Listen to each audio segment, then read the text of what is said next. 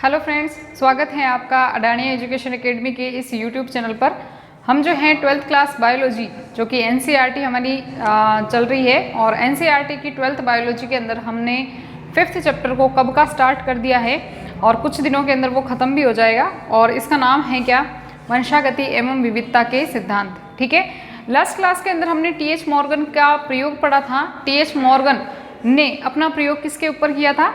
फल मक्खी के ऊपर किया था। ठीक है, और हमने देखा था कि फल मक्खी को ही उन्होंने क्यों चुना इस प्रयोग के लिए, तो उसके हमने 4-5 कारण भी देख लिए थे, है ना। एक तो उनको पहचानना आसान होता है, इनका जीवन काल कम होता है ना। एक बार ही उनके अंदर मैथुन की क्रिया से बहुत सारे बच्चे पैदा हो जाते हैं। ऐसे करके हमने बहुत सारे उसके रीज़न देखे थे कि भाई फल मक्खी का ही चुनाव क्यों किया जाता है।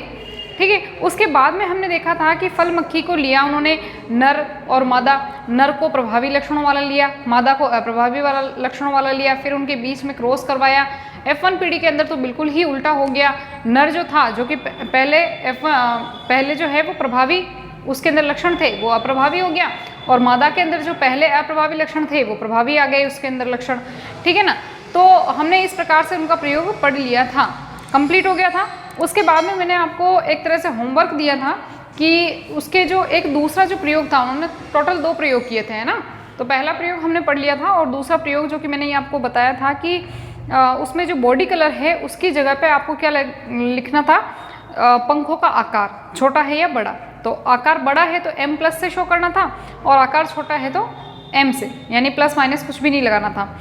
ठीक है, ये मैंने आपको कहा था कि भाई आपको करना है ये एक्सपेरिमेंट घर पे। एक्सपेरिमेंट नहीं करना एक्चुअल में, बस उसे लिखना था, सेम वैसा ही होगा और कुछ भी नहीं आएगा। अच्छा, वो तो हो गया ख़त्म। आज जो हमारा टॉपिक है ना, बहुत ही इंपॉर्टेंट टॉपिक है और बहुत ही आसान सा टॉपिक है।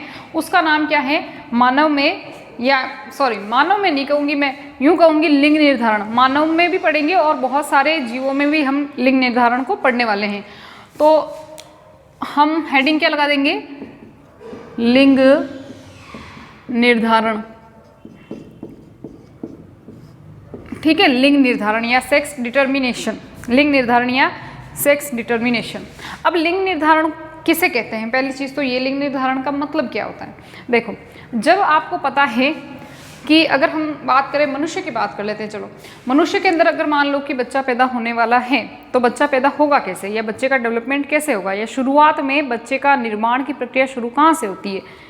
बच्चा जो बनता है या एक कोई भी जीव बनता है, एक मनुष्य की बात कर लेते हैं, एक मनुष्य जो बना है, आप हो चाहे मैं हूँ, कहाँ से बने हैं?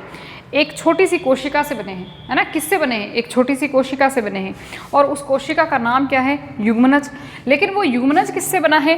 तो वो युग्मनज जो है, एक तो क्या होता है कि नर का शुक्राणु आता है, किसके पास में? मादा के अंडाणु के पास में। ये शुक्राणु और अंडाणु आपस में मिलते हैं। ठीक है, इस प्रक्रिया को हम कहते हैं निषेचन। क्या कहते हैं? निषेचन।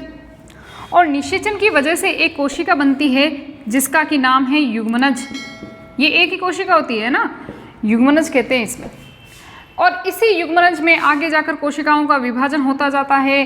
ठीक है, फिर उत्तक बनते हैं, उत्तक से अंग बनते हैं, अंग से अंगतंत्र बनता है और पूरा शरीर बन जाता है ना। तो यानी कि ये शुरुआत हुई एक युग्मनज से। युग्मनज से शुरुआत हुई भाई, यहाँ से बच्चा बनने की प्रक्रिया शुरू हो गई। लेकिन हम पढ़ रहे हैं लिंग निर्धारण। अब ये बच्चा देखो, ये जो युग्मनज है ना, ये अभी कोई पता नहीं चल रहा है कि भाई लड़का है कि लड़की है, लेकिन आगे जाकर ये 2 जीव बना सकता है। या तो ये लड़का बनाएगा, या तो इस युग्मनज से लड़का बनेगा, या इस युग्मनज से लड़की बनेगी। या तो लड़का बनेगा या लड़की बनेगी। ये डिसाइड कौन करेगा? कौन करेगा ये डिसाइड कि लड़का बनना है या लड़की बननी है इस युग्मनज से? ये तो कोशिका देखो एक ही जैसी दिखेगी, चाहे वो लड़का बनाए चाहे उससे लड़की बने, वो कोशिका शुरुआती अवस्था में तो एक ही जैसी दिख रही है ना। ठीक है, तो ये पता कैसे चलेगा कि भाई लड़का बनेगा या लड़की? तो अच्छा, ये डिसाइड कब होगा? ये डिसाइड कब होगा? क्या ये पूरी तरह से एक बच्चा बन जाए, ये पूरी तरह से एक बच्चा बन जाए, है ना, तब डिसाइड होगा? नहीं, तब डिसाइड नहीं होगा। ये कब डिसाइड होगा?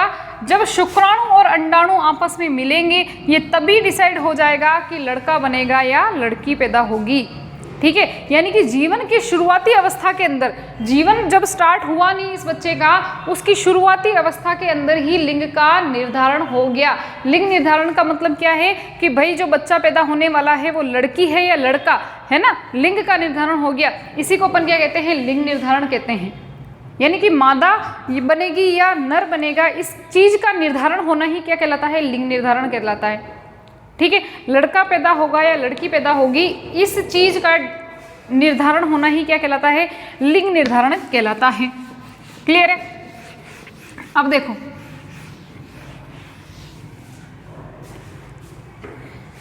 इसकी परिभाषा आप कैसे लिख सकते हो, जीवन की शुरुआती अवस्था में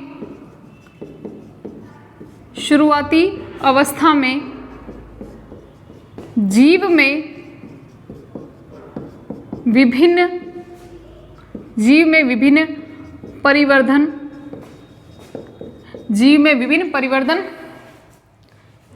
जीवन की शुरुआती अवस्था में जीव में विभिन्न परिवर्तन द्वारा, किधर लिखूं, यहाँ लिख लूं, जीव में विभिन्न परिवर्तन द्वारा नर व मादा में निर्धारण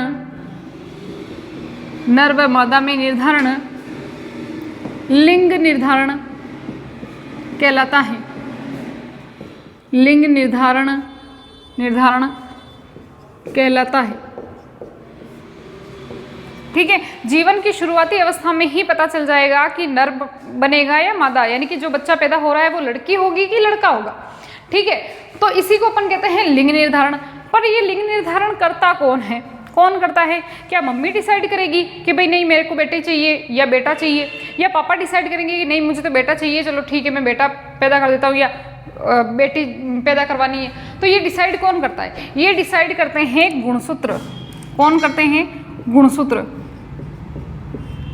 गुणसूत्र डिसाइड करते हैं। वो फिल्मों में देखा होगा ना आपने कि भगवान से प्रार्थना करते हैं कि प्लीज़ मुझे बेटा दे दो, है ना? तो होता है आशीर्वाद किसी किसी का, लेकिन यहाँ पर डिसाइड कौन करेगा भाई, लड़का होगा या लड़की होगी, ये डिसाइड कौन करेगा? गुणसूत्र करेंगे। अब गुणसूत्रों की बात आ रही है तो आप जानते हैं, अगर हम एग्जाम्पल ले मानव के अंदर, मनुष्य के अंदर एक कोशिका है, ये मनुष्य की कोशिका है, ठीक है, और मनुष्य की कोशिका के केंद्रक में, इस केंद्रक में गुणसूत्र पड़े होते हैं। ऐसे गुणसूत्र होते हैं जो कि जोड़े के रूप में होते हैं। क्या होते हैं? जोड़ों के रूप में होते हैं। देखो हमारे जो गुणसूत्र होते हैं ना, वो इस तरह से जोड़े के रूप में होते हैं। एक जोड़ा, ये एक जोड़ा, फिर ये दूसरा जोड़ा, है ना, फिर ये तीसरा जोड़ा। तो इस प्रकार से जोड़े होते हैं। तो ये टोटल जोड़े कितने होते हैं? 23 जोड़े होते हैं। मनुष्य की एक कोशिका में कितने गुणसूत्र पाए जाते हैं? 23 जोड़ों के रूप में गुणसूत्र पाए जाते हैं। क्योंकि देखो ये दो जोड़ों के रूप में है, ये जोड़े के रूप में है, दो के रूप में है, इसीलिए हमारी कोशिका को, या इस तरह से अगर गुणसूत्र जो जोड़ों के रूप में, जिस कोशिका में जोड़ों के रूप में गुणसूत्र पाए जाते हैं, उसको अपन क्या कहते हैं? द्विगुणित। क्या कहते हैं? द्विगुणित। द्वि का मतलब दो, यानी कि जोड़ों के रूप में पड़े हैं, और गुणित का मतलब यहाँ पर समझ लो गुणसूत्र से। ठीक है, तो द्विगुणित का मतलब क्या हो गया कि जोड़ों के रूप में। तो हमारे पास गुणसूत्र कितने होते हैं?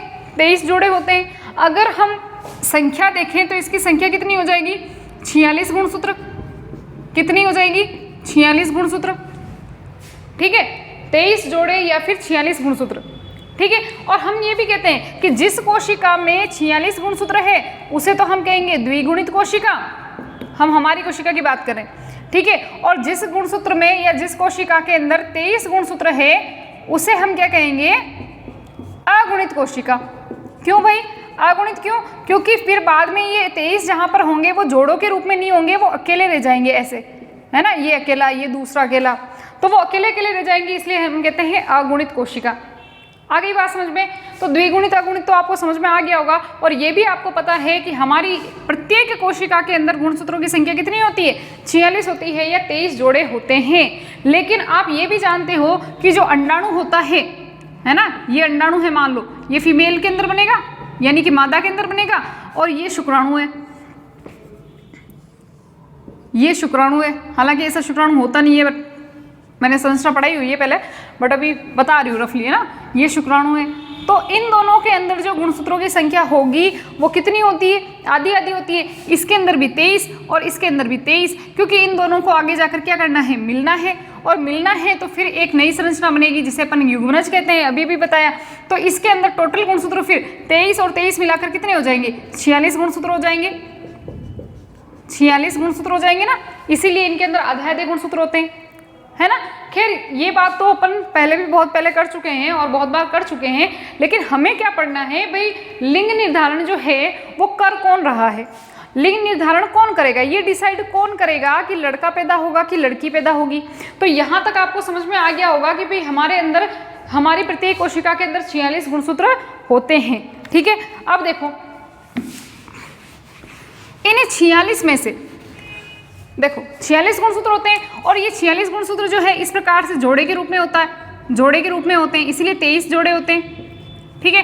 तो ये इस तरह से जोड़े के रूप में है ना। इसमें से देखो 23 जोड़े हैं हमारे पास, कितने, 23 जोड़े, ठीक है।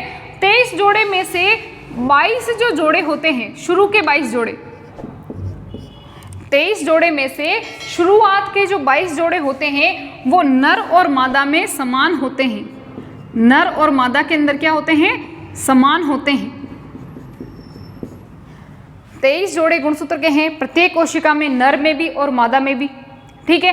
प्रत्येक कोशिका में 23 जोड़े हैं, उनमें से शुरुआत के 22 जोड़े, और 22 का मतलब यहाँ पर गुणसूत्रों की संख्या कितनी हो गई, 44। 22 का मतलब 22 जोड़े है ना, तो गुणसूत्र टोटल कितने हो गए, 44। तो 44 गुणसूत्र या 22 जोड़े जो गुणसूत्र होते हैं वो नर में भी एक जैसे होते हैं और वो मादा में भी एक जैसे होते हैं। मनुष्य में तो यही समझ लो, मनुष्य में क्या और भी जीवों में होते हैं, बट अपने इसमें तो समझ ही लो आप, नर में भी वही होते हैं, मादा में एक जैसे होते हैं, मतलब एक ही प्रकार का कार्य करते हैं, ठीक है, एक ही प्रकार का कार्य करते हैं। इन गुणसूत्रों को, या ये जो 22 जोड़े गुणसूत्र हैं, इनको अपन क्या कहते हैं, दैहिक गुणसूत्र, दैहिक या अलिंगी गुणसूत्र, क्या कहते हैं, दैहिक गुणसूत्र या अलिंगी गुणसूत्र। ऑटोसोम्स बोलते हैं इनको, क्या बोलते हैं, ऑटोसोम्स। यानी कि जो 22 जोड़े होते हैं वो बिल्कुल एक जैसे होते हैं, नर में भी एक जैसे और मादा में, यानी उनके दोनों के कार्य नर में भी वही होंगे, जो या इन 22 जोड़े जो गुणसूत्र हैं उनका कार्य नर में भी वही होगा जो मादा में होगा, ठीक है ना। यानी दोनों के सेम काम होंगे, दोनों में सेम काम करेंगे, ठीक है। लेकिन इनका जो 23वां जोड़ा गुणसूत्र होता है, 23वां जोड़ा जो होता है, लास्ट का जो पेड़ होता है, और 23वां जोड़ा का मतलब एक ही जोड़ा है, ये 23वां जोड़ा यानी एक ही जोड़ा, इसमें गुणसूत्र की संख्या कितनी होगी, 2 होगी। तो इनके अंदर जो ये 23वें जोड़ा जो गुणसूत्र होता है,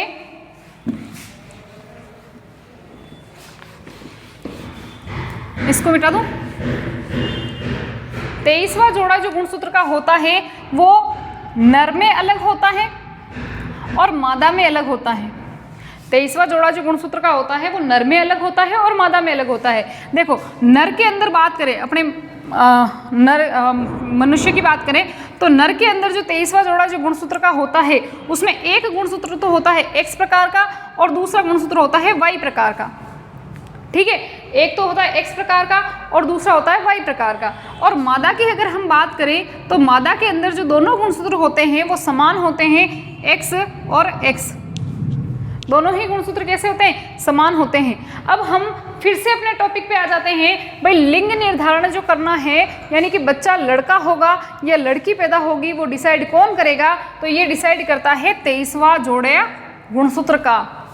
कौन डिसाइड करता है, 23वां जोड़ा गुणसूत्र का डिसाइड करता है। ये डिसाइड करेगा कि लड़का पैदा होगा कि लड़की पैदा होगी। ये जो 22 जोड़े गुणसूत्र के हैं ये डिसाइड नहीं करेंगे कि लड़का होगा कि लड़की होगी, ये दूसरे काम करेंगे, ये दैहिक गुणसूत्र हैं। तो ये दूसरी देखो गुणसूत्रों का काम क्या होता है, गुणसूत्र जो होते हैं ये गुणसूत्र हैं, ठीक है, इनके अंदर डीएनए होता है और डीएनए के ऊपर जीन होती है, और जीन जो है वंशानुगति की या वंशागति की इकाई होती है, यानी एक पीढ़ी से दूसरी पीढ़ी में लक्षणों को ले जाती है, ठीक है। तो ये जो गुणसूत्र हैं ये दूसरे लक्षणों को ले जाएंगे, जैसे त्वचा का रंग क्या होगा, बालों का रंग क्या होगा, है ना, आंखों का रंग क्या होगा, या दूसरे जो भी शरीर के दूसरे जो कार्य हैं या दूसरे लक्षणों को ले जाने वाली जो जीन होती है वो इनके ऊपर पड़ी रहती है, ठीक है। लेकिन ये जो 23वां जोड़ा गुणसूत्र है, ये डिसाइड करता है कि लड़का होगा कि लड़की होगी, मादा होगा कि नर होगा। ठीक है, तो इन गुणसूत्रों को अपन क्या कहते हैं? लैंगिक गुणसूत्र। लैंगिक गुणसूत्र। तो 23वां जोड़ा जो गुणसूत्र है, ये यूं कह सकते हैं कि जिस जीव के अंदर वह गुणसूत्र जो लिंग निर्धारण का काम करते हैं या ये डिसाइड करते हैं भाई नर मादा कौन पैदा होना है, वो डिसाइड करते हैं, उसको अपन क्या कहते हैं? लैंगिक गुणसूत्र, एलोसोम्स। क्या कहते हैं? एलोसोम्स, या फिर इनको लिंगी गुणसूत्र भी आप बोल सकते हो। लैंगिक गुणसूत्र या लिंगी गुणसूत्र, लिंगी गुणसूत्र। ठीक है, तो लैंगिक गुणसूत्र या लिंगी गुणसूत्र कौन से होते हैं? जो लिंग निर्धारण का काम करते हैं। मनुष्य में 23वां जोड़ा जो गुणसूत्र का है वो ये डिसाइड करेगा कि नर होगा या मादा, उसे अपन कहेंगे लैंगिक गुणसूत्र या लिंगी गुणसूत्र। और 22 जो जोड़े, 22वां नहीं, टोटल 22 जोड़े और कितने? 44 गुणसूत्र, जबकि ये तो कितने? 2 ही गुणसूत्र है ना, ये तो 2 ही है। और ये जो 44 गुणसूत्र है या 22 जोड़े जो गुणसूत्र है वो जो कि नर और मादा में सेम प्रकार के होंगे। भाई इनसे देखो, ये अलग अलग होके करेंगे क्या? कुछ नहीं, है ना। इनका तो काम है भाई लड़का बनना है या लड़की, तो अलग अलग होना चाहिए। सेम सेम होंगे तो फिर एक ही जैसी संतान पैदा हो जाएगी, पॉसिबल नहीं है ना। तो इनके अंदर तो ये तो सेम ही हो तो भी क्या फर्क पड़ता है? कोई फर्क नहीं पड़ता है। ये तो कोई भी जो शरीर के दूसरे जो लक्षण है उनको एक पीढ़ी से दूसरी पीढ़ी में पहुंचाने का काम करेंगे। ठीक है ना, तो ये सेम प्रकार के होते हैं। इन्हें हम कहते हैं दैहिक या अलिंगी गुणसूत्र या ऑटोसोम्स, और इनको हम क्या कहेंगे? एलोसोम्स। क्या कहेंगे? एलोसोम्स। ये परिभाषा वगैरह अगर इनके आपको स्क्रीनशॉट लेनी है तो एक बार आप ले लो।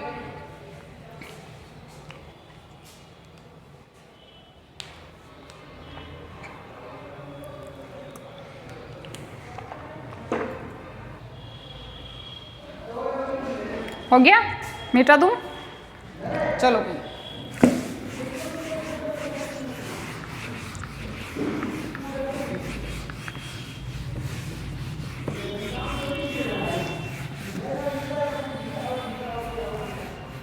देखो, अब 2 शब्द आने वाले हैं और आपको वो देखना है कि वो शब्दों का मतलब क्या है। एक तो आता है समयुग्मता, समयुग्मता, और एक आता है विषम युग्मता, विषम युग्मता। ठीक है, समयुग्मता का मतलब क्या है कि ऐसे जीव, है ना, समयुग्मता या समयुग्मकी भी आप कह सकते हो, ऐसे जीव जिसमें दोनों गुणसूत्र क्या हो, या यूं कह सकते हैं कि लैंगिक गुणसूत्र जो है वो कैसे हो? लैंगिक गुणसूत्र अभी भी पढ़े हमने, जो लिंग निर्धारण का काम करते हैं वो लैंगिक गुणसूत्र है, वो डिसाइड करेंगे नर होगा या मादा। लैंगिक गुणसूत्र क्या हो? समान हो, तो उन्हें तो हम क्या कहते हैं? समयुग्मता कहते हैं, या ऐसी कंडीशन को समयुग्मता कहा जाता है। और ऐसे जीव जो है वो समयुग्मकी जीव कहलाएंगे। और विषम युग्मता का मतलब क्या है? जिसमें लैंगिक गुणसूत्र जो है, लैंगिक गुणसूत्र क्या हो? भिन्न भिन्न हो।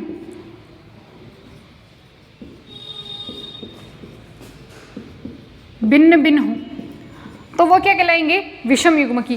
ठीक है, अब जैसे देखो अपने नर की बात करें, मनुष्य में नर और मादा की बात करें, तो नर के अंदर 2 प्रकार के गुणसूत्र पाए जाते हैं, एक्स और वाई, और मादा के अंदर केवल एक ही प्रकार का एक्स और एक्स। तो ये वाली कंडीशन तो क्या हो गई? समयुग्मकी कंडीशन हो गई, या समयुग्मता बोल सकते हैं इसको, दोनों समान है इसलिए समयुग्मता, है ना। और नर के अंदर क्योंकि एक्स और वाई है इसलिए हम इसको क्या बोल सकते हैं? विषम युग्मता या विषम युग्मकी कंडीशन बोल सकते हैं इसको। ठीक है, अब देखो ये तो हो गई कंडीशन, चलो ठीक है, समयुग्मता और विषम युग्मता की। अब हम बात करते हैं कि ये लिंग निर्धारण के लिए जो सबसे पहले ये जो गुणसूत्र हैं, है ना, इन गुणसूत्रों की खोज किसने की थी? तो एक वैज्ञानिक का नाम ध्यान रखना है जिसका नाम है हैनकिंग। क्या नाम है? हैनकिंग। नाम से पता चल रहा है जैसे मुर्गियों का राजा हो, हैनकिंग, हैन का राजा, है ना। हैनकिंग जो है ये एक वैज्ञानिक थे। इन्होंने सबसे पहले एक गुणसूत्र देखा था माइक्रोस्कोप के नीचे। ये कीटों पर काम कर रहे थे, इंसेक्ट्स पर काम कर रहे थे, और उन्होंने उसकी बॉडी में एक गुणसूत्र देखा। ठीक है, और वो जो गुणसूत्र था उनको पता नहीं था कि भाई ये काम क्या करता है, ना तो इसको काम पता था, बस खोज की थी, एक तरह से देखा था, सबसे पहले देखा था। तो इनको पता नहीं था कि भाई ये गुणसूत्र क्या है, इसका काम क्या है, या इसका नाम भी क्या है, कुछ नहीं पता था। तो उस समय में उन्होंने इसको नाम क्या दिया था? X body. क्या दिया था? एक्स बॉडी, एक्स का या एक्स बॉडी। ठीक है, उसके बाद में जब दूसरे वैज्ञानिकों ने पता लगाया भाई ये एक्स बॉडी वही गुणसूत्र है जो लिंग निर्धारण का काम करता है, इसलिए फिर इस गुणसूत्र का नाम क्या कर दिया गया, एक्स गुणसूत्र। एक्स गुणसूत्र। तो एक्स गुणसूत्र की खोज किसने की थी, हेनकिंग ने की थी। किसमें की थी, कीट वर्ग में की थी। ठीक है, और उसको उस समय में हेनकिंग ने एक्स गुणसूत्र को नाम क्या दिया था, क्योंकि इसको कुछ पता नहीं था इसके बारे में, एक्स बॉडी नाम दिया था। ठीक है, और बाद में नामकरण किया भाई इसी के आधार पर, एक्स बॉडी दिया था तो उसी के आधार पर फिर वैज्ञानिकों ने पता लगाया कि ये वही गुणसूत्र है जो लिंग निर्धारण का काम करेगा, तो फिर एक्स बॉडी की जगह पे एक्स गुणसूत्र नाम दे दिया। क्लियर है यहाँ तक? यहाँ का एक बार स्क्रीनशॉट ले लो।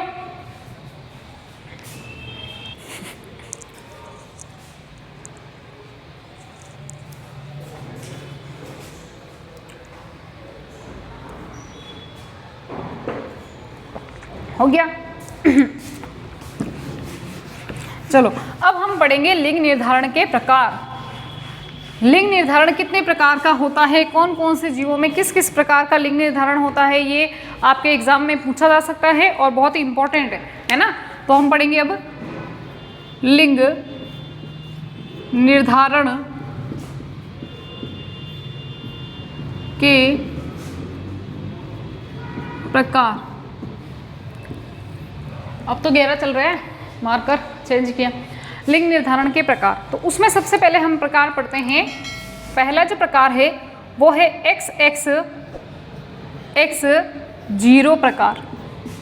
XX0 प्रकार। पहली चीज़ तो ये कि इस प्रकार का लिंग निर्धारण किस में होता है, तो XX या X0 प्रकार का जो लिंग निर्धारण होता है वो किस में होता है, कीट वर्ग में। किस में होता है, कीट वर्ग में। जैसे कि कॉकरोच हो गया, है ना। एग्जाम्पल लिख लेती हूँ यहाँ पे मैं। एग्जाम्पल क्या हो गया, कॉकरोच, टिड्डा, है ना, आदि। कॉकरोच, टिड्डा आदि, इनके अंदर इस प्रकार का लिंग निर्धारण होता है। अब सुनना ध्यान से, इसमें क्या होता है, देखो एक ले लेते हैं हम नर, मान लो नर टिड्डा ले लिया, एक हमने मादा टिड्डी ले ली, है ना। अब नर के अंदर क्या होता है और मादा में क्या होता है, देखो मादा के अंदर यहाँ पर मादा जो है वो समयुग्मकी प्रकार की होती है। कैसी होती है, समयुग्मकी। ठीक है, इसका मतलब यहाँ पर मादा के अंदर तो 2 प्रकार के गुणसूत्र होंगे, एक्स और एक्स प्रकार का, जबकि नर के अंदर क्या होता है, गुणसूत्र जो होते हैं, इसको ध्यान से समझना, X0 होते हैं। इसका मतलब क्या है, चलो इसको छोड़ो, अभी एक एग्जाम्पल देख लेते हैं। मान लो कि गुणसूत्रों की संख्या जो है टिड्डे के अंदर, या कोई भी कॉकरोच हो, टिड्डा हो, कोई भी हो, ठीक है, उनमें मान लीजिए कि गुणसूत्रों की एक कोशिका के अंदर गुणसूत्रों की संख्या कितनी है, मान लो 10 जोड़े हैं। कितने होने चाहिए, 10 जोड़े। 10 जोड़े का मतलब टोटल गुणसूत्र कितने हो गए, 20 हो गए, टोटल 20 हो गए। ठीक है, तो मादा के अंदर अब देखना, मादा के अंदर क्या होगा, XX प्रकार का गुणसूत्र है, तो इनमें से 9 जोड़े जो हैं, 9 जोड़े तो क्या हो जाएंगे, दैहिक गुणसूत्र हो जाएंगे। 9 जोड़े तो कौन हो जाएंगे, दैहिक। और लास्ट का 10वां जोड़ा जो है, मान लो 10वां जो जोड़ा है वो कौन सा है, लिंगी गुणसूत्र का है। और 10वें जोड़े का जो लिंगी गुणसूत्र है वो कौन से प्रकार का होता है, XX प्रकार का है। मतलब इसके अंदर, मादा के अंदर मान लो कि गुणसूत्रों की संख्या टोटल कितनी है, 20 है, और उसमें से 10 जोड़े, मतलब जोड़े के रूप में लिखे तो 10 जोड़े हो गए, उसमें से 9 जोड़े तो कौन से हो गए, दैहिक गुणसूत्र हो गए। और 10वां जो जोड़ा है, मान लो 10वां जो जोड़ा है वो कौन सा है, लैंगिक गुणसूत्रों का है, और वो कौन सा है, XX प्रकार का है। अब इधर बात करते हैं हम नर की। नर में भी कितना होना चाहिए भैया, भाई समान ही होता है ना। जैसे अब मनुष्य की बात करें तो मनुष्य में, नर में भी प्रत्येक कोशिका में 46 और मादा की भी प्रत्येक कोशिका में 46।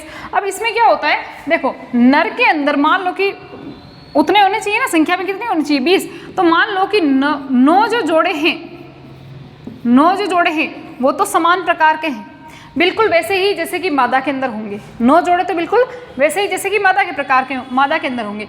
लेकिन इसमें जो 10वां जोड़ा होगा वो जोड़े के रूप में ना होकर वो क्या होगा, अकेला होगा। इसमें केवल X गुणसूत्र ही होगा। क्या होगा, X गुणसूत्र, केवल एक X गुणसूत्र ही होगा। ठीक है। अब उसमें तो 10वां जो, या यूं कह सकते हैं कि लैंगिक जो गुणसूत्र है वो 2 है, x और x, लेकिन इसके अंदर जो लैंगिक गुणसूत्र है वो केवल एक ही है, कौन सा, x। अगर इसमें गुणसूत्रों की संख्या 20 है तो इसमें कितनी होनी चाहिए भैया, इसमें होगी टोटल कितनी, 19। टोटल कितना होना चाहिए, 19। क्यों, क्योंकि इसके अंदर जो लैंगिक गुणसूत्र है वो केवल एक ही है। ये 0 का मतलब क्या है, इसकी जगह पे गुणसूत्र है ही नहीं, यहाँ पर लैंगिक गुणसूत्र 2 नहीं है, यहाँ पर केवल एक ही है, तो x है, तो जो है ही नहीं उसकी जगह पे अपन क्या लिख लेते हैं, 0 लिख लेते हैं। यानी कि अगर मान लो कि मादा के अंदर मान लो 10 गुणसूत्र हैं तो नर के अंदर कितने होंगे, 9। अगर मान लो कि मादा के अंदर 20 गुणसूत्र हैं तो नर के अंदर कितने होंगे, 19। यानी कि नर का एक गुणसूत्र मादा की तुलना में क्या होता है, कम होता है। नर का जो एक, देखो पहले वाले जो अलिंगी गुणसूत्र होंगे वो तो दोनों में समान प्रकार के होंगे। मैंने एग्जांपल बताया कि मान लो कि 10 जोड़े हैं तो उसमें 9 जोड़े इसमें भी होंगे और 9 जोड़े इसमें भी होंगे। अलिंगी गुणसूत्र तो समान प्रकार के होंगे, लेकिन इसमें जो 10वां जोड़ा है यानी कि लैंगिक गुणसूत्र जो है इसमें क्या होंगे, कितने होंगे, 2 होगा, तो इसमें कितना होगा, केवल एक ही होगा। तो अगर मान लीजिए कि मादा के अंदर, एग्जाम्पल के तौर पर मैं लिख लूँ कि मादा के अंदर 50 गुणसूत्र हैं, है ना, तो इसके अंदर कितने होंगे, 49 ही होंगे, क्योंकि लास्ट का जो जोड़ा है वो जोड़ा नहीं होके बेचारा अकेला ही होता है। क्या होता है, अकेला ही होता है। समझ में आई बात, ठीक है। तो इस प्रकार का जो लिंग निर्धारण है वो किसमें पाया जाता है, कीट वर्ग में। इसमें मादा के अंदर और नर के अंदर और मादा के अंदर अलिंगी गुणसूत्र तो समान प्रकार के होते हैं, लेकिन लिंगी गुणसूत्र में मादा के अंदर अगर 2 है तो नर के अंदर केवल एक ही होगा।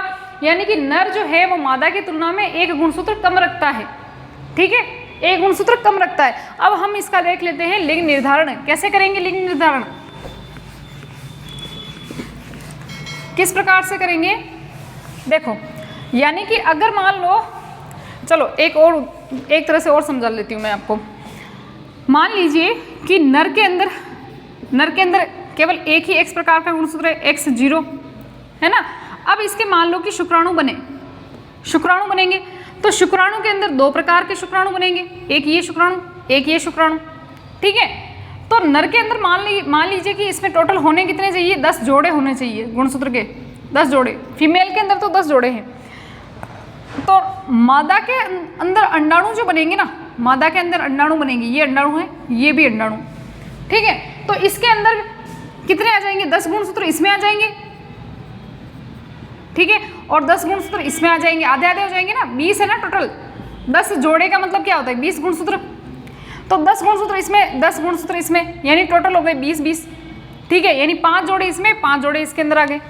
अब नर के अंदर क्या होगा, नर के अंदर मान लो कि 9 जोड़े जो होंगे, इसमें से 9 जोड़े, यानी 9 का मतलब 18 गुणसूत्र तो इसमें भी आएंगे और 18 गुणसूत्र तो इसमें भी आएंगे।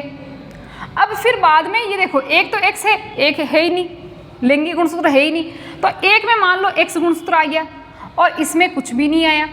कुछ भी करने की मतलब यहाँ पे मैं ऐसे लिख लेती हूँ, कुछ नहीं आया, मतलब इसमें तो 18 गुणसूत्र है और इसमें टोटल कितने आएंगे, 19 गुणसूत्र आ जाएंगे, ठीक है। एक मिनट 18, अरे 18 कहाँ से आ जाएगा, ये 18 कहाँ से आ जाएगा। इसके अंदर मान लो एग्जाम्पल अपने के लिया है, सॉरी मैं दूसरा एग्जाम्पल समझ ली थी। 10 जोड़े हैं यानी कि टोटल 20 है, तो टोटल 20 में से इनमें दोनों में क्या आने चाहिए, 10 आने चाहिए। तो एक में तो 10 गुणसूत्र चले जाएंगे, एक में तो क्या चले जाएंगे, 10 गुणसूत्र चले जाएंगे, और एक में कितने जाएंगे, केवल 9 ही जाएंगे। क्यों 9 ही जाएंगे, क्योंकि यहाँ पर देखो एक में तो 9 प्लस x जाएगा, यहाँ पर क्या जाएगा, 9 प्लस x जाएगा, लेकिन इसके अंदर तो केवल 9 ही जाएंगे, क्योंकि इसके अंदर क्या आ जाएगा, इसमें गुणसूत्र है ही नहीं, केवल एक ही x गुणसूत्र है, तो दूसरा तो है ही नहीं, है ना। तो नर के अंदर एक गुणसूत्र कम होता है मादा की तुलना में, ठीक है। अब देखो, अब हम इसके बनाते हैं, अब हम इसका करते हैं लिंग निर्धारण कि भाई अब इनमें कैसे बच्चे पैदा होंगे, कैसे बच्चा पैदा होंगे। तो देखो ये ले लिए हमने नर और इधर लिख लो मादा, ठीक है। नर के अंदर कौन से गुणसूत्र होते हैं, x0 और मादा के अंदर x। अब जब इनमें युग्मक बनेंगे तो एक तो होगा x प्रकार का, एक होगा 0। अब 0 का मतलब यहाँ पर क्या है, जीरो का मतलब ऐसा नहीं कि कोई कोशिका बन रही इसमें शुक्राणु बन रहे तो उसमें गुणसूत्र है ही नहीं, गुणसूत्र तो है लेकिन लिंगी गुणसूत्र नहीं है। मान लो कि जो अगर अलिंगी गुणसूत्र है वो तो है लेकिन लिंगी गुणसूत्र नहीं है, ठीक है। और इसके अंदर जो अब अंडाणु बनेगा तो इसके अंदर दो प्रकार के गुणसूत्र होंगे, यानी अंडाणु के अंदर दोनों में X और X युग्मक बने तो दोनों में क्या कौन से आ गए, X और X आ गया। अब देख लो, अब इसका क्या करेंगे, इनको हम मिलाएंगे, इसको एक बार इससे मिलाओ तो अब नई संतति मिलेंगी, वो कौन सी होगी, XX प्रकार की। यानी कि अब यहाँ पर ये देखो, ये क्या बनेगी, मादा बनेगी, ठीक है। इसका संकरण इसके साथ करवाओ या इसको इसके साथ मिलाओ तो भी XX, यानी कि ये भी क्या बनेगी, मादा बनेगी। इसको इसके साथ में मिलाओ, यहाँ पर क्या बना, X0।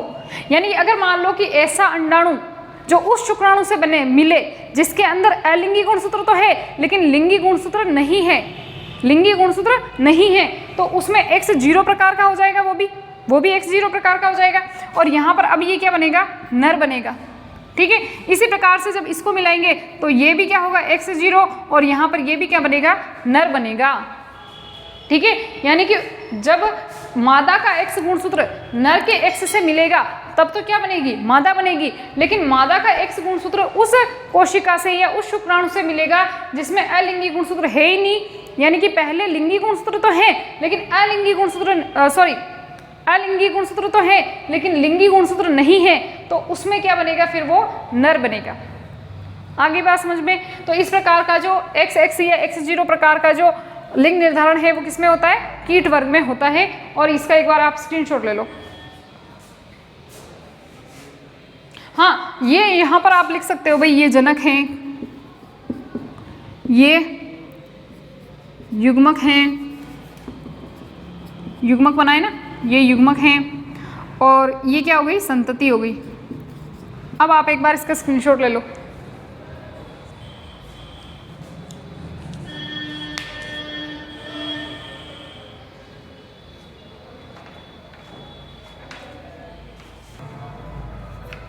हो गया, चलो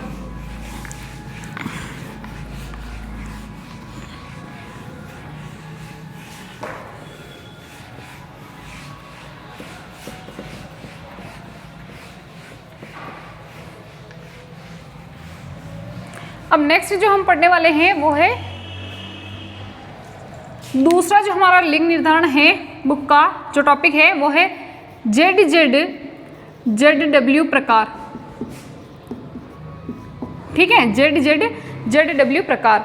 अब इसमें ध्यान क्या रखना है कि ये लिंग निर्धारण किसमें पाया जाता है, ये लिंग निर्धारण किसमें पाया जाता है, तो ध्यान रखना है कि ये लिंग निर्धारण जो है वो पक्षियों में पाया जाता है, मेनली पक्षियों में। अब आपसे क्वेश्चन यहाँ से ये भी पूछा जाएगा कि बताइए पक्षियों में किस प्रकार का लिंग निर्धारण पाया जाता है, तो कौन सा होता है, ZZ प्रकार का लिंग निर्धारण होता है। और इसके साथ में कुछ सरीसृप में भी ये लिंग निर्धारण पाया जाता है,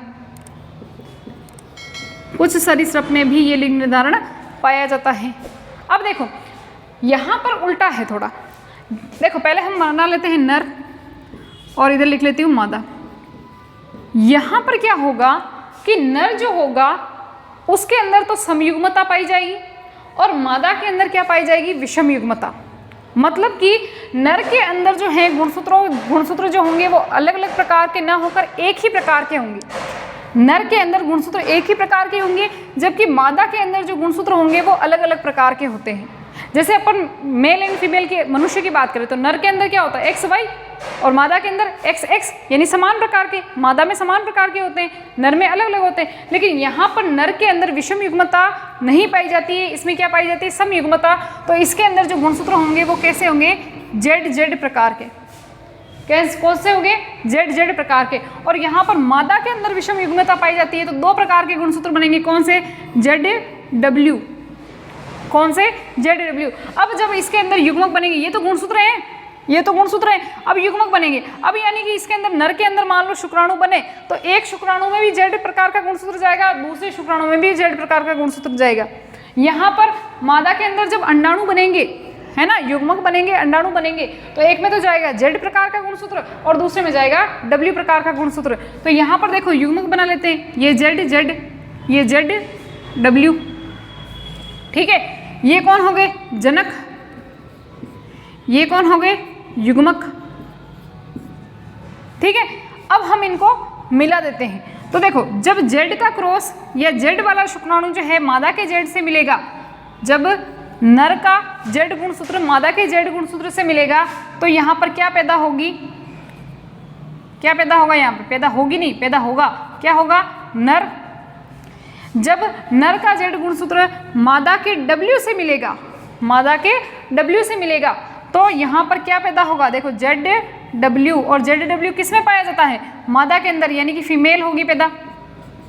ठीक है, फिर हम बात करते हैं, देखो जेड जेड, तो क्या होगा? नर, और जेड डब्ल्यू मादा। आगे बात समझ में, बस इतना सा ध्यान रखना है कि नर जो है उसमें विषम युग्मता, समयुग्मता पाई जाती है, यानी कि इसमें दोनों गुणसूत्र समान होंगे, और मादा के अंदर जो है विषम युग्मता पाई जाती है, इनमें दोनों गुणसूत्र असमान होते हैं, यानी अलग अलग। इसमें जेड और डब्ल्यू प्रकार के होते हैं, जबकि इसमें क्या होते हैं? जेड जेड प्रकार के होते हैं। कितना आसान है ना, बिल्कुल ईजी है ना। चलो स्क्रीनशॉट ले लो। अच्छा, किस में पाए जाते हैं? तो पक्षियों में और कुछ सरीसृप के अंदर। अब लैंग्वेज तो आप अपने हिसाब से सेट कर सकते हो ना। आपको नोट्स बनाने हैं तो आप क्या लिखोगे कि भाई कि नर के अंदर जेड जेड प्रकार के गुणसूत्र होते हैं, मादा के अंदर जेड डब्ल्यू प्रकार के गुणसूत्र होते हैं। जब जेड जो है उसके जेड से मिल जाए तो नर पैदा होगा, जब नर का जेड मादा के डब्ल्यू से मिल जाए तो मादा पैदा होगी, है ना। चलो स्क्रीनशॉट ले लो इसका।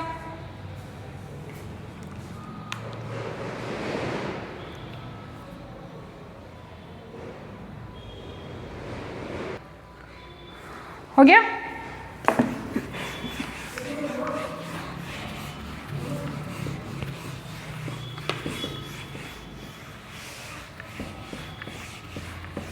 तीसरा जो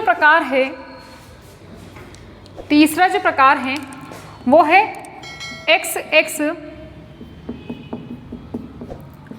XY प्रकार। ये लिंग निर्धारण किस में पाया जाता है? तो सभी के बच्चों के दिमाग में आ रहा होगा भी मनुष्य में पाया जाता है। सिर्फ मनुष्य में नहीं, ये जो लिंग निर्धारण है वो ड्रोसोफिला व सभी स्तनधारियों में, ठीक है। तो स्तनधारियों में तो मनुष्य भी आते हैं, इसलिए स्तनधारियों में भी यही प्रकार का लिंग निर्धारण पाया जाता है। ठीक है, अब देखो इसमें जो नर होगा वो कौन सा होगा? विषम युग्मकी प्रकार का, और मादा जो होगी वो समयुग्मकी प्रकार की। कैसी होगी? समयुग्मकी प्रकार की। ठीक है, नर के अंदर दो प्रकार के गुणसूत्र बनेंगे, कौन कौन से? X और Y, और मादा के अंदर दोनों ही समान प्रकार के गुणसूत्र बनेंगे, X और X। ठीक है, Y का आकार, ये ध्यान रखना है कि Y का आकार हमेशा छोटा होता है, यानी कि नर के अंदर एक छोटे आकार का Y गुणसूत्र बनेगा और एक बड़े आकार का X गुणसूत्र बनेगा, जबकि मादा के अंदर बड़े आकार के XX गुणसूत्र बनेंगे। ठीक है, अब ये गुणसूत्र जब युग्मकों में जाएंगे तो दो प्रकार के युग्मक बनेंगे। नर के अंदर शुक्राणु में एक में तो X चला गया, एक में Y चला गया, और मादा के अंदर अंडाणु जो है वो बिल्कुल सेम ही होंगे, पूरी तरह से सेम होंगे। ठीक है, अब जब हम इनका क्रॉस करवाएंगे, यानी कि इनको हम मिलाएंगे, जैसे कि मान लीजिए इसका नर का X गुणसूत्र किससे मिल जाए? मादा के X गुणसूत्र से मिल जाए, तो यहाँ पर अब पैदा होने वाली जो बच्ची होगी या जो भी बच्चा होगा वो कौन होगा? मादा ही, यानी कि फीमेल पैदा होगी। इसका X फिर से इसके X से मिल जाए तो ये भी कौन होगा? मादा। जब X और Y मिल जाए तो यहाँ पर पैदा होने वाला जो बच्चा है वो नर होगा, और इसका X और इसका Y वो भी क्या होगा? नर पैदा होगा। यानी 50% चांस है भाई नर पैदा होगा और 50% चांस है मादा फीमेल पैदा होगी।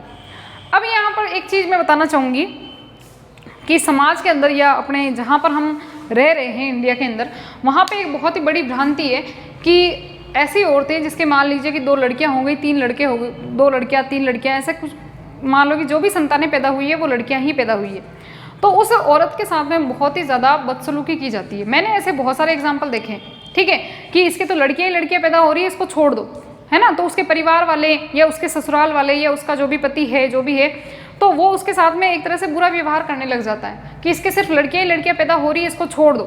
क्यों छोड़ दो भाई, इसमें मादा की कौन सी कंडीशन आई, ये फीमेल है, उसमें क्या ऐसा हुआ कि उसने लड़की पैदा की। ये कंडीशन किस पे डिपेंड करती है कि लड़का होगा कि लड़की पैदा होगी, ये किस पे डिपेंड करता है, नर के शुक्राणु के ऊपर। नर का जिस प्रकार का शुक्राणु मादा के अंडाणु से मिलेगा उसी प्रकार का बच्चा होगा। अगर नर का X गुणसूत्र मादा के X गुणसूत्र से मिल रहा है तब लड़की पैदा होगी, और अगर नर का Y गुणसूत्र मादा के X से मिल रहा है तो लड़का पैदा होगा। इसमें लड़की का कहाँ से रोल आ गया कि लड़का पैदा होना है कि लड़की पैदा होनी है। ये तो निर्भर किस पे करता है, नर के शुक्राणु पर निर्भर करता है ना कि किस प्रकार का शुक्राणु जा रहा है, किस प्रकार का शुक्राणु कौन से गुणसूत्र को लेके जा रहा है ना। तो इसमें तो फीमेल की कोई गलती नहीं है। तो ये जो पढ़े लिखे लोग हैं वो भी यहाँ पर ये गलतियाँ कर देते हैं, है ना। तो ऐसी गलती आपको किसी को नहीं करनी है। ध्यान रखना कि नर होगा यानी बच्चा होगा या बच्ची होगी, लड़का होगा या लड़की होगी, वो किस पे डिपेंड करता है, नर के शुक्राणु के गुणसूत्र पर डिपेंड करता है कि वो कौन सा गुणसूत्र लेके आया है, क्या वो X लेके आया है या वो Y लेके आया है। ठीक है, तो ये एक बार आप स्क्रीनशॉट ले लो फटाफट से इसको। ये कौन हो गए, जनक हो गए, ये युग्मक हो गए, और ये इनकी क्या हो गई, संतति पैदा हो गई, बच्चे पैदा हो गए, संतति। ठीक है, फटाफट से ले लो स्क्रीनशॉट इसका।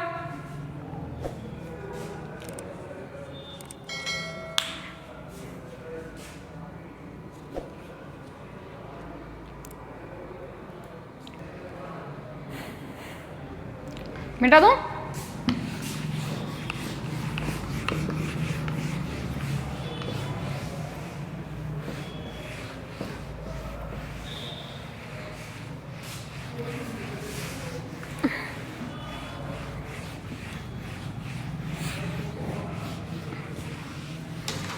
एक मिनट में पानी पी लेती हूँ।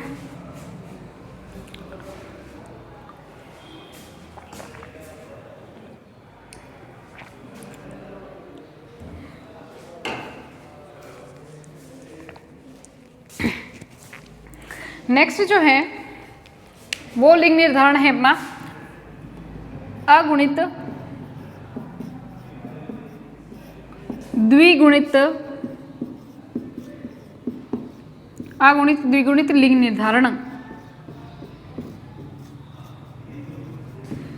लिंग निर्धारण ये बहुत ही फेमस है, फेमस तो वैसे सारे ही है, ऐसा कुछ भी नहीं है, बट इसको थोड़ा सा ध्यान से समझना, बहुत ही इजी प्रकार का है। और ये होता किसमें है ये पूछा जा सकता है आपसे। तो ये जो अगुणित द्विगुणित होता क्या है वो बाद में समझेंगे। ये किस में होता है पहले वो देख लो। ये होता है मधुमक्खियों में, मधुमक्खियों में। सभी जानते होंगे मधुमक्खियों को, जो शहद पैदा कर, शहद लाती है अपने लिए, है ना, जिससे हमें शहद मिलता है, वो वाली मधुमक्खियाँ। ठीक है, तो ये किस में होता है, मधुमक्खियों में होता है। पहली चीज़ तो ये ध्यान रखनी है। अब अगुणित द्विगुणित का मतलब क्या है, यहाँ पर मतलब क्या है, तो फिर से आ जाओ मनुष्य के ऊपर। मनुष्य की प्रत्येक कोशिका के अंदर कितने होते हैं, 46 गुणसूत्र होते हैं, चाहे वो नर हो या चाहे वो मादा हो। नर के अंदर भी कितने गुणसूत्र होंगे, 46 होंगे। मादा के अंदर भी कितने गुणसूत्र होंगे, 46 होंगे। बराबर बराबर है ना। मतलब यूं कह सकते हैं कि नर की जो कोशिका है वो भी द्विगुणित है और मादा की कोशिका भी क्या है, द्विगुणित है, क्योंकि दोनों में 46 है और वो जोड़ों के रूप में होते हैं। अभी भी मैंने बताया था कि जोड़ों के रूप में होते हैं, इसलिए उनको द्विगुणित कहते हैं। अगर वो जोड़े में से केवल एक ही रह जाए तो उसको अगुणित कहेंगे। तो अभी ये द्विगुणित, दोनों ही द्विगुणित है, नो प्रॉब्लम। ठीक है, अब बात करते हैं मधुमक्खियों की। मधुमक्खियों की बात कर लेते हैं। इनके साथ, बेचारों के साथ बहुत बुरा होता है। किनके साथ, इनके नर के साथ में। जो मादा होती है उसके अंदर कोशिका, यानी कि अच्छा मादा कौन सी, मादा मधुमक्खी। मादा मधुमक्खी की कोशिका के अंदर कितने गुणसूत्र होते हैं, 32 होते हैं। कितने होते हैं, 32 होते हैं। जबकि बेचारे जो नर होते हैं, है ना, नर के अंदर प्रत्येक कोशिका के अंदर गुणसूत्रों की संख्या कितनी होती है, मादा की आधी। मादा गुणसूत्र यानी कि मादा की कोशिका के गुणसूत्रों की आधी, यानी 32 की आधी कितनी होगी, 16। कितनी होगी, 16। यानी कि मादा के अंदर तो गुणसूत्रों की संख्या 32 होती है और नर के अंदर कितनी होती है, 16 होती है। ठीक है, तो मादा कौन हो जाएगी बताओ। इसके अंदर अगर जोड़े के रूप में पाए जाएंगे तो ये कौन सी हो गई, द्विगुणित हो गई ना। मादा की कोशिका द्विगुणित हो गई और नर की जो कोशिका है वो कौन हो जाएगी, अगुणित हो जाएगी। ये अगुणित प्रकार की होगी ना। तो यहाँ पर देखो अगुणित द्विगुणित लिंग निर्धारण, इसीलिए नाम पटका इनका। क्यों भाई, क्योंकि मादा तो है द्विगुणित और नर कैसा है, अगुणित। अब इनमें किस प्रकार से लिंग निर्धारण होना चाहिए, इनमें किस प्रकार से बच्चे पैदा होने चाहिए। तो पहली चीज़ तो आपको ये ध्यान रखनी है कि अगर आपने इनकी कहानी सुनी है, एक बहुत ही इंटरेस्टिंग कहानी आती है इनकी कि मधुमक्खियों की, मुझे बहुत पसंद है। मधुमक्खियों के अंदर 3 प्रकार के जीव होते हैं। एक तो होती है रानी मधुमक्खी। कौन होती है? रानी मधुमक्खी, जिसका काम देख लो, पहले इनका काम देख लो। रानी मधुमक्खी का कोई काम नहीं है, इसका काम है बच्चे पैदा करने का। ठीक है, ये सिर्फ बच्चे पैदा करती है और कुछ नहीं है। खाती है, पीती है और बच्चे पैदा करती है। ठीक है, और वो भी चलो इसकी कहानी आगे बताती हूँ मैं। रानी मधुमक्खी का काम है सिर्फ बच्चे पैदा करने का। फिर आते हैं इसमें नर मधुमक्खी। इनका काम भी कुछ नहीं है, ये भी सिर्फ बच्चा पैदा करवाने में हेल्प करेंगे। ये शुक्राणु बनाएंगे और शुक्राणु इसकी बॉडी में इंजेक्ट करेंगे और फिर उसी की वजह से बच्चे पैदा होंगे। ठीक है, नर हो गया। फिर आते हैं इनके अंदर एक अलग प्रकार के जीव जिनको अपन कहते हैं श्रमिक मधुमक्खियाँ। क्या कहते हैं? श्रमिक मधुमक्खियाँ। और श्रमिक है क्योंकि श्रमिक है। श्रमिक का काम क्या होता है? कामकाज करने का काम होता है। तो ये बहुत सारा काम करती है। ये क्या काम करती है? देखो, ये बच्चा पैदा करेगी, ये बच्चे पैदा करने में हेल्प करवाएगा इसकी। और श्रमिक मधुमक्खियाँ क्या काम करेंगी? शहद लाने का काम करेगी, यानी मधु लाने का काम करेगी, छत्ते की रक्षा करेगी, है ना। जो छोटे छोटे बच्चे होंगे उनको एक खिलाएगी, रॉयल जेली जिसे कहते हैं वो खिलाएगी। यानी बहुत सारे काम करती है श्रमिक मधुमक्खियाँ। ठीक है, सारा काम, एक तरह से सारा काम, जो भी छत्ते का सारा काम होता है वो श्रमिक मधुमक्खियाँ ही करती है। आगे बात समझ में। अब होता क्या है, ध्यान से सुनना, कि रानी मधुमक्खी जो होती है वो आकार में कैसी होती है? बड़ी होती है। ठीक है, और नर और श्रमिक जो होते हैं वो आकार में छोटे होते हैं। अब जब इनको बच्चे पैदा करने हैं तो ये होता क्या है कि रानी मधुमक्खी जो होती है वो जीवन में, अपनी ज़िंदगी में केवल एक बार क्या करती है? उड़ान भरती है, बहुत ऊंची उड़ान भरती है, आसमान में जाती है। ठीक है, बहुत ऊंचाई तक जाती है, बहुत आसमान में दौड़ी दौड़ी जाती है। एक ही मधुमक्खी होती है वो। ठीक है, रानी, हमेशा ध्यान रखना, एक छत्ते के अंदर केवल एक ही रानी मधुमक्खी होगी, केवल एक ही रानी मधुमक्खी होती है। तो ये छत्ते से बाहर निकल के ऊंची उड़ान भरती है, बहुत ऊंचाई तक जाती है ये। ठीक है, तो फिर बाद में क्या होता है, जैसे मान लो कि ऊंचाई तक जा रही है ना, तो ये अकेली नहीं जाती है। ये पता नहीं क्या ही बन गया, ये जा रही है। ठीक है, तो इसके पीछे ये अकेली नहीं जाती है, ये तो अकेली होती है, रानी मधुमक्खी तो अकेली होती है। उसके पीछे पीछे बहुत सारे नर भी भागते हैं इसके पीछे। ठीक है, ये भी दौड़ लगाते हैं इसके पीछे, ऐसे बहुत सारे नर दौड़ लगाते हैं इसके पीछे। क्यों दौड़ लगाते हैं? मैथुन की क्रिया के लिए, इंटरकॉर्स की क्रिया के लिए। ठीक है, मैथुन की क्रिया के लिए ये जो छोटे छोटे से जो नर होते हैं, नर जो मधुमक्खियाँ होती है वो इनके पीछे बहुत सारी दौड़ती है और इनके अंदर रेस लगती है कि कौन रानी मधुमक्खी के पास में पहले पहुंचेगा। तो जो नर रानी मधुमक्खी के, मान लो ये नर रानी मधुमक्खी के पहले पास में पहुंच गया, तो इन दोनों के बीच में क्या होगी? मैथुन की क्रिया होगी। और इसकी वजह से, मैथुन की क्रिया की वजह से जो नर होगा वो अपने शुक्राणु जो होगा वो इसकी बॉडी में इंजेक्ट कर देगा। ये शुक्राणु जो होगा वो रानी मधुमक्खी की बॉडी में डाल देगा। ठीक है, रानी मधुमक्खी की बॉडी में डाल दी इसने, और जैसे ही ये अपने शुक्राणु को रानी मधुमक्खी की बॉडी में इंजेक्ट करवाएगा, इसकी बेचारे की मृत्यु हो जाएगी। ये जो इतना खुश हो रहा था ना, ये है ना, दौड़ रहा था बेचारा, भाग रहा था इसके पीछे, ये बेचारा मर जाएगा, मर गया। ठीक है, इसकी तो हो गई मृत्यु हो गई। अब दूसरी जो ये मधुमक्खियाँ थी, जो कि नर मधुमक्खियाँ है ना, नर मधुमक्खियाँ जो है वो वापस अपने छत्ते के अंदर लौट के आएगी। हालांकि उनको छत्ते में प्रवेश नहीं करने दिया जाता है, ये छत्ते के पास आते कि चलो ठीक है यार, हम तो पहुंच ही नहीं पाए, लेकिन वापस चलते अपने घर को। तो जैसे ही ये वापस छत्ते के पास में आएगी, ये श्रमिक मधुमक्खियाँ इनको कह देगी नहीं, नो, अंदर प्रवेश करना मना है, नहीं आना है। तो ये बेचारे क्या करते हैं? छत्ते के चारों ओर घूमते रहते हैं। ठीक है, अब फिर बाद में क्या होगा कि मादा मधुमक्खी जो है वो कहाँ आएगी? अपने छत्ते के अंदर आएगी। ठीक है, इसके अंदर शुक्राणु आ गए ना, अब ये आ जाएगी अपने छत्ते के अंदर। अब क्या होगा? देखो, ये तो कुछ नहीं, कहानी है इनकी, सुनानी थी बस की, वाह चलो ऐसा होता है ना। अब ये मान लो कि छत्ते के अंदर आ गई, तो अब देखो कैसे बनेगा, कौन मधुमक्खी कब बनेगी, रानी मधुमक्खी कब बनेगी, नर मधुमक्खी कब बनेगा और श्रमिक मधुमक्खी कब बनेगी। तो देखना, अब इधर ध्यान से देखना। ये मान लीजिए कि रानी मधुमक्खी है, ये रानी मधुमक्खी है, इसमें गुणसूत्रों की संख्या कितनी होती है? 32 होती है। 32 होती है ना, इसमें गुणसूत्र कितने होते हैं? 32 होते हैं। अब अगर मान लो कि इसे बच्चे पैदा करने हैं, तो ये अपने ये क्या करेगी, अर्धसूत्री विभाजन करना चाहिए इसको। भाई अर्धसूत्री विभाजन से क्या होगा, गुणसूत्रों की संख्या आधी आधी हो जाएगी, 2 प्रकार के अंडाणु बना लेगी ये। तो इसमें क्या होता है, अर्धसूत्री विभाजन होता है। क्या होता है, चलो मैं अलग पेन से लिख लेती हूँ, अलग पेन किस दिन काम आएंगे, बेचारे को हाथ में लेके खड़ी हूँ कब से मैं। 1 मिनट, थोड़ा मैं पीछे लिखती हूँ, ये आएगा ही नहीं वहाँ पे। ये रानी मधुमक्खी है,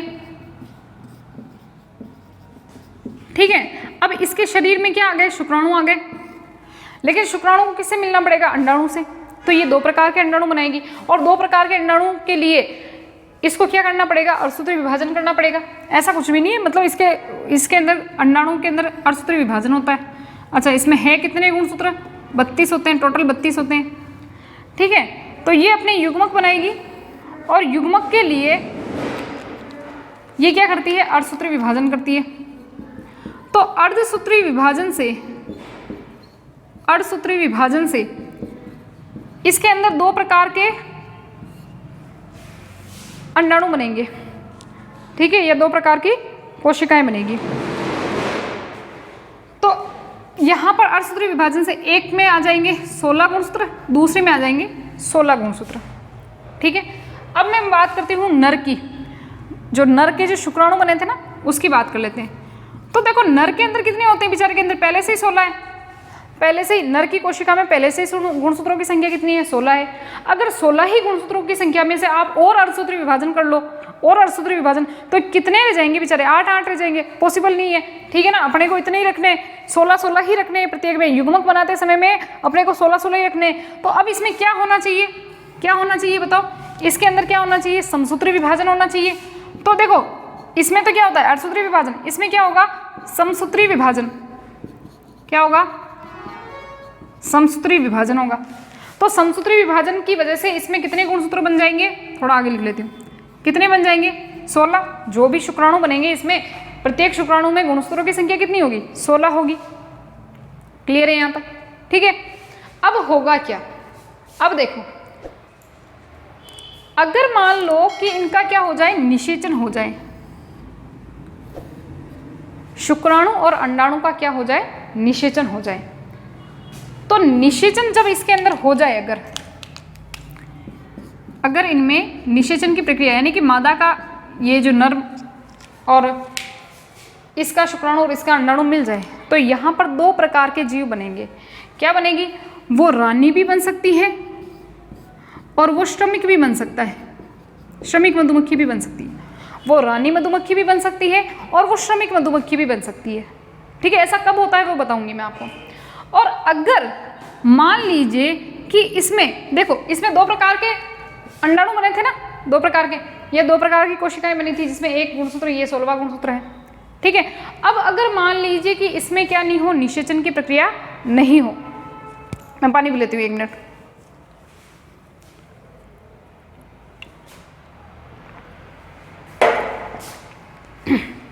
अब यहाँ पर मान लो कि निषेचन की प्रक्रिया नहीं हो, इस कोशिका में निषेचन की प्रक्रिया नहीं हो, तो ऐसे निषेचन की प्रक्रिया नहीं हो और बिना निषेचन के, अब आप मुझे बताइए, मैंने पढ़ाया हुआ है पहले, बिना निषेचन के अगर मान लो कोई भी युग्मक है, उससे कोई नया जीव बन रहा है, इस प्रक्रिया को अपन क्या कहते हैं, जब बिना निषेचन के युग्मक से नया जीव उत्पन्न हो जाए, उसे अपन क्या कहते हैं, अनिषेक जनन कहते हैं। तो यहाँ पर लिख लो अनिषेक जनन, अनिषेक जनन। तो इनमें अगर मान लो अनिषेक जनन की वजह से अगर मान लो नई संतति पैदा हो रही है, तो वो कौन होगा, नर होगा। कौन होगा, नर होगा, ठीक है। बिना निषेचन के अगर मान लो कि यहाँ से, अब इसको समझना ध्यान से, ये बहुत इजी है, कुछ भी नहीं है इसमें। रानी मधुमक्खी के पास 32 गुणसूत्र थे, उसके अंदर क्या होगा, अर्धसूत्री विभाजन होगा, जिससे 2 प्रकार की कोशिकाएं बनेगी, एक में 16, दूसरे में भी 16, ठीक है। अब देखो, अगर 16 कोशिका जो वाली जो कोशिका है जिसमें 16 गुणसूत्र है, उसमें बिना निषेचन के ही अगर मान लो जनन हो रहा है, तो उससे जो नया जीव पैदा होगा वो तो कौन होगा, नर होगा। क्योंकि नर के अंदर आप देख लो, नर के अंदर होता कितने, 16 ही गुणसूत्र होते हैं, ठीक है। अब नर के अगर मान लो कि नर क्या करेगा, समसूत्री विभाजन करेगा, जिससे 16 प्रकार की वाली कोशिकाएं बनेगी। अब मधुमक्खी के जो अंदर जो 16 कोशिकाएं वाला जो मान लो कि कोशिका बनी थी, और इसके अंदर जो ये शुक्राणु है, अगर दोनों ने क्या किया, निषेचन की प्रक्रिया कर ली, तो निषेचन से क्या बनेगा, या तो रानी बनेगी या श्रमिक बनेगा। अब ये डिपेंड किस पे करता है, तो देखो मैंने आपको क्या बताया कि एक छत्ते के अंदर एक ही रानी हो सकती है, ठीक है। अब ये रानी बनाने का काम कौन करती है, ये श्रमिक मधुमक्खियाँ करती है। तो मान लो पहले से ही श्रमिक मधुमक्खियाँ हैं और बहुत सारे, देखो बच्चे जब इनसे मान लो निषेचन की प्रक्रिया हो जाएगी और छोटे छोटे से जो बच्चे पैदा होंगे ना, ये छोटे छोटे से जो उनके अंडाणु बनेंगे, अंडे वंडे बनेंगे, है ना, तो उस समय तो सभी एक जैसे ही होंगे। लेकिन श्रमिक मधुमक्खियाँ क्या करती है, जिसको रॉयल जेली खिला देती है, इनके पास कोई जेली वेली होती है, खाने का पोषक पदार्थ होता है उसके अंदर। तो अगर मान लो जिसको रॉयल जेली खिलाती रहती है, मान लो एक मधुमक्खी को चूज किया उन्होंने कि भाई इसको रानी बनाना है, तो उसको क्या करेगी, रॉयल जेली खिलाती रहेगी। तो जिसको रॉयल जेली खिलाएगी वो तो क्या बन जाएगी, रानी बन जाएगी। और बाकी जो बचे हुए हैं, बाकी जितने भी बचे हुए हैं, उनको रॉयल जेली नहीं खिलाएगी, तो वो क्या बन जाएंगे, श्रमिक बन जाएंगे, ठीक है। अब आप ये सोच रहे होंगे कि ये बिना निषेचन के कैसे हुआ, तो भैया जितने शुक्राणु आए थे और मान लो उतने ही अंडाणु हैं, निषेचन हो गया तब तो ठीक है, ये जीव बन जाएंगे। लेकिन मान लो कि शुक्राणु की संख्या कम पड़ गई और इसके अंदर जो है अंडाणु रह गए, तो उन अंडाणु से बिना निषेचन के ही जो जीव पैदा हो जाएगा उसे अपन क्या कहेंगे, नर मधुमक्खी, ठीक है। तो ये स्टोरी होती है। तो अब इसमें हुआ क्या, देखो अगुणित द्विगुणित क्यों कहा गया, क्योंकि रानी मधुमक्खी की जो प्रत्येक कोशिका होती है इसमें 32 गुणसूत्र होते हैं और नर के अंदर कितने होते हैं, 16 ही होते हैं। और फिर इनके अंदर देखो, नर के अंदर समसूत्री विभाजन के द्वारा युग्मक बनते हैं और इसमें अर्धसूत्री विभाजन करना पड़ेगा, तभी तो 16 होंगे। देखो तीनों बराबर आने चाहिए ना, ठीक है। तो इस प्रकार का लिंग निर्धारण क्या कहलाता है, अगुणित द्विगुणित लिंग निर्धारण कहलाता है। क्लियर है यहाँ तक, किसमें होता है, मधुमक्खियों के अंदर होता है ये प्रकार का। तो आपसे ये भी पूछा जा सकता है कि मधुमक्खियों में किस प्रकार का लिंग निर्धारण होता है या कैसे होता है ना, या फिर अगुणित द्विगुणित लिंग निर्धारण क्या होता है, किसमें होता है। एक बार स्क्रीनशॉट ले लो इसका।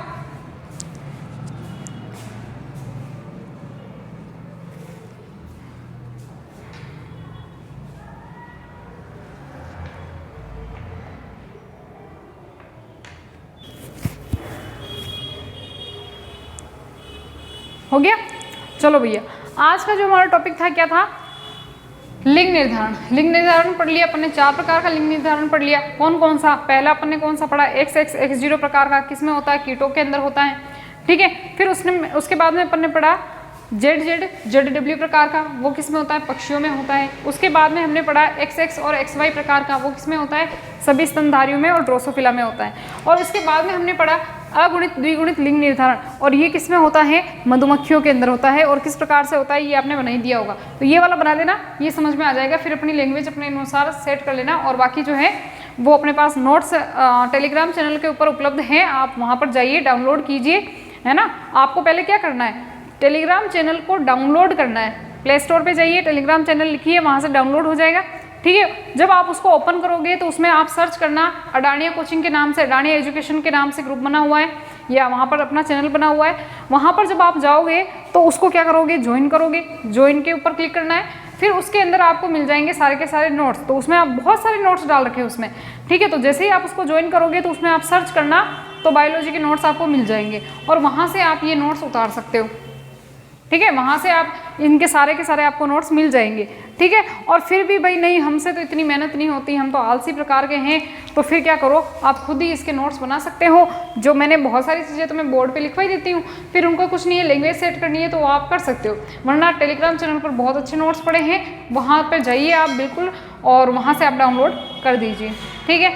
लास्ट में बस यही कहना चाहूँगी कि अगर क्लासें पसंद आ रही है तो लाइक करें, शेयर कीजिए, सब्सक्राइब ज़रूर करना है। सब्सक्राइब करने का फ़ायदा आपको ही होगा, ताकि आपको जब भी क्लास आएगी, देखो अभी टाइमिंग चेंज हुआ है, पहले अपनी 6:30 बजे क्लासें आती थी, है ना, अब आने लगी है 6 बजे।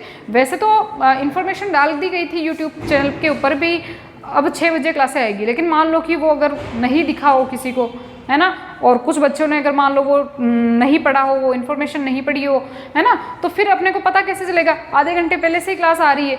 तो उसके लिए आप क्या करो, सब्सक्राइब कर लो चैनल को, ताकि जब भी क्लास आएगी उसका नोटिफिकेशन आपको मिल जाएगा, चाहे 6 आए, 6:30 आए, 7 आए, कभी भी आए, तो नोटिफिकेशन आपको मिल जाएगा, ठीक है। तो उससे आपको आसानी रहेगी भाई कब क्लासें आ रही है, ठीक है। वरना अभी अपना टाइम क्या हो गया है, बायोलॉजी का 6 बजे का हो गया है, ठीक है। इसी के साथ में जिन बच्चों के हिंदी मीडियम में जो 12th क्लास पढ़ाई कर रहे हैं, 12th क्लास की बायोलॉजी है जिनके सब्जेक्ट, और वो कहीं कोचिंग नहीं जा रहे हैं या जा भी रहे हैं, तो आप उनको हिंदी मीडियम वाले बच्चों के साथ में इन क्लासों को ज़्यादा से ज़्यादा शेयर कीजिए ताकि उनको फ़ायदा हो सके। ठीक है, बाकी अभी तो मैं कंटिन्यू क्लासें ले रही हूँ बहुत जल्दी, तो अपना जल्दी से जल्दी कोर्स हो भी जाएगा। 5th लेसन है, कुछ ही क्लासें बाकी है, 2-3 क्लासों के अंदर अपना ये लेसन भी कंप्लीट हो जाएगा। ठीक है, उसके बाद में हम 6th चैप्टर बहुत ही जल्दी स्टार्ट करने वाले हैं, क्योंकि उसकी बहुत ज़्यादा मांग आ रही है भी 6th चैप्टर पढ़ाओ हमें, तो DNA वगैरह पढ़ना है ना, है बहुत ही अच्छा चैप्टर और बहुत ही ईजी चैप्टर है और बहुत मज़ा आने वाला है उसको पढ़ने के लिए, पढ़ने के बाद में। लेकिन पहले ये वाला चैप्टर ख़त्म हो जाए तो फिर हम उसकी आगे बात करेंगे। तो इसके लिए आप ज़्यादा से ज़्यादा जुड़े रहिए, ज़्यादा से ज़्यादा मुझे तो क्या चाहिए, अच्छे कमेंट चाहिए, अच्छे लाइक चाहिए। ठीक है, और सब्सक्राइब कर देना, शेयर कर देना क्लासों को, ताकि मज़ा आता है भाई, हाँ भाई बच्चे जुड़े हुए हैं इतने सारे, इनको पढ़ाना है, इनको फ़ायदा मिल रहा है हमारी वजह से, तो हम क्यों ना फ़ायदा पहुँचाएँ, है ना। तो आज की क्लास हमारी यहीं तक। थैंक यू सो मच, मिलते हैं नेक्स्ट क्लास में।